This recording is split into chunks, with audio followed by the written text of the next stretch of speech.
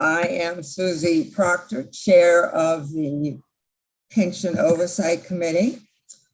This is our second committee meeting today. We have 4 bills on our agenda, HB 542, HB 763, H Bill 740. 2 of our own members have sponsored bills, and the other 2 are sponsored by the Maryland Supplementary Retirement System.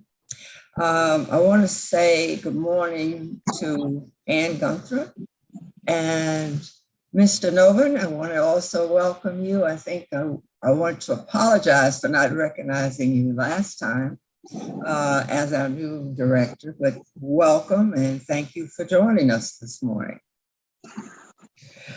Okay, first on the agenda, we're going to hear House Bill 909 and June present. Thank you, Madam Chair. House Bill 909 was brought to us by the folks from the Maryland Supplemental Retirement System. So basically what this bill does is it just codifies their current practice with regard to minority business enterprises.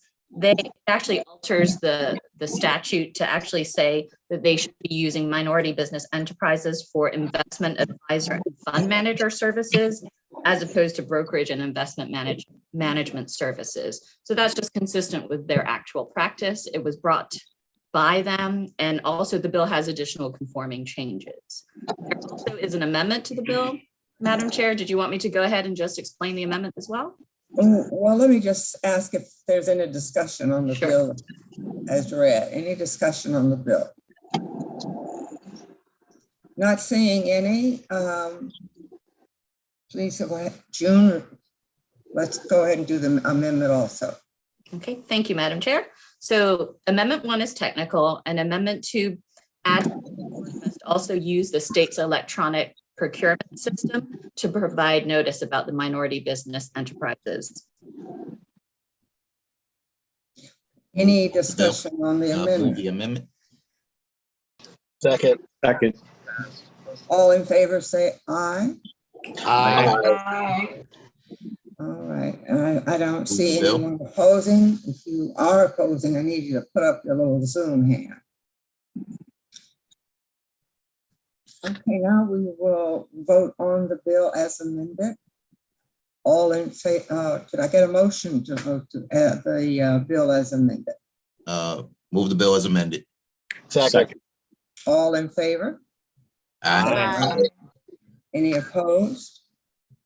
We have one hand up, Delegate Novotny. I think that's the only hand at this point. Okay. Thank you very much. We're going to move to House Bill 763, and we're going to ask Delegate Bridges to present the bill. Sure. Thank you, Madam Chair. House Bill 763, if you remember, this specified employees from the Department of Juvenile Services. It specified employees of the Department of Juvenile Services, members of the Correctional Retirement System. It also allows for the service credit earned in the employee's pension system to be combined with the service credit in the correctional officer's retirement for specified individuals, and requires service credit to be combined for specified individuals. As you remember, those individuals did the same job from DJS as the individuals in the Department of Corrections. And so we're just making it equal in the pension system. Thank you. Any discussion on this bill? Seeing none, Delegate Bridges, do you have an amendment? Yes, the amendment just corrects a drafting error. It specifies the employee classifications. So it's case management specialists 1, 2, and 3, case management specialist supervisors, case management specialist program supervisors, and group life managers 1 and 2. That will be added to the membership of the correctional officers retirement system. Okay, thank you. Any questions, any discussion? Madam Chair, move the amendments. Second. Been moved in second. All in favor, say aye. Aye. Any opposed, please put up your Zoom hand. Not seeing any now, we will ask for a motion to pass the bill as amended. The bill is Madam Chair, amended. move Second. bills amended. Thank you very much. All in favor, please say aye. Aye. Any opposed? Okay, we do have one hand again. We have Delegate Novotny who's opposing. Okay, thank you very much. Now we're going to move on to House Bill 740. And we'll ask June to present that. Okay, so House Bill 740 is another one of the bills sponsored by the Joint Committee on Pensions. As you know, the committee met multiple times over the interim to really examine and look at the issue and the consideration of climate risk in the world of pensions and investment. So this bill is the result of that. And just to note, the chairs worked very closely with the agency to come up with a bill that basically is common sense, practical, and prudent. So I'll explain what it does. The House bill basically just requires a fiduciary of the system to consider the potential systemic risks of the impact of climate change in managing the assets of the system. So when the committee looked at this issue, they made sure to look at it under the duties of a fiduciary in the system. So basically, specifically what it does is it specifies that the assessment include a review of the total portfolio across the several systems, identification of investment opportunities in renewable energy. It requires the establishment, or the assessment should include an establishment of a process for reassessment. So it would be a regular process that we would see where they would be examining climate risk, and also the use of expert data and best practices in the analyses of climate risk. It also requires the chief investment officer to identify sustainable investment opportunities, to develop transition assessments, evaluate and work with managers in taking steps to incorporate the consideration of climate risk. In addition to that, it also requires that the policies of the board use direct engagement, proxy voting, periodic review and assessment of these methods, and also that they are authorized to also use an advisory panel of experts in climate risk analyses. Thank you, June. Are there any questions on the bill?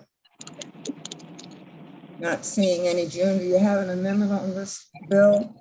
This one actually is clean, Madam Chair. Okay, thank you very much. Could we get a motion? Uh, Move the bill as amended. Second. It's been properly moved in second. I would now ask all in favor, please say aye. Aye. Aye. And any opposed? Use your Zoom hand. We have Delegate Novotny, Delegate, that's good. Any other hands? Two hands. Thank you very much. And we have also House Bill, Delegate Lewis's bill. We moved that to the end. We understood that he had a bit of a conflict with an earlier meeting. So right now, Delegate Jazz Lewis, House Bill 542. Go ahead, Delegate Lewis. Thank you, Madam Chair. This bill is focused on trying to really track the use of diverse asset managers for our pension funds. We do have amendments.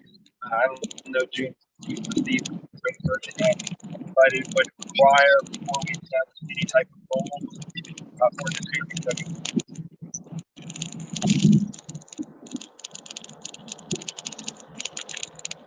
I hope everyone could hear, and I hope you have a copy of the bill. Are there any questions? No question. Delegate Lewis, are there any amendments to this bill? Yes, so the bill that was introduced within it to be no less the assets is with the Attorney General's office. You know, we can't do that without the clearance. So, we have a essentially repeals all that. That says that we're going to do a disparity study that can influence the establishment of the full plate. Hey, any questions? Excuse me, Madam Chair. Yes. I think I'm having difficulty hearing Delegate Lewis. Would you like me to sort of just do a quick summary, and then if I say anything incorrect, Delegate Lewis could correct me? Okay. Thank you. Sounds good.